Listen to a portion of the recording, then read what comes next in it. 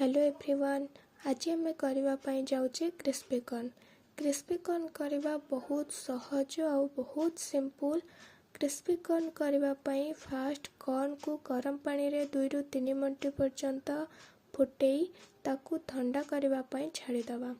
2 ରୁ 3 मिनट पर ठंडा हो सारा पर से लुण गोलमरिच गुंड और कॉर्नफ्लोर दे भल भाव गोल 30 ରୁ 4 मिनट पर्यंत मैरिनेट होगापाई छाड़ीदवा। कॉर्न मैरिनेट हो सारा पर ताकू गोटे कड़ाई रे तेल गरम करी भल भाव छाणी अलग करदबा।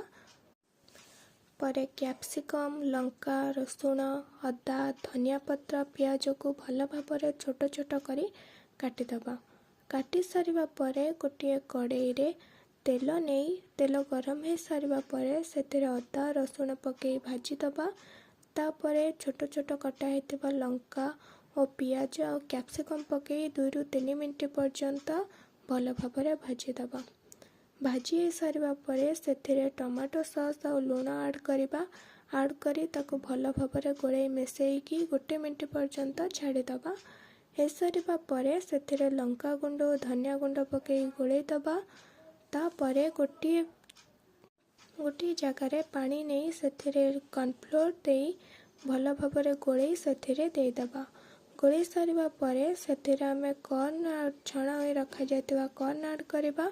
कॉर्न को गोले सारिबा पर से आम धनिया पत्र दे एबे गार्निशिंग करदबा।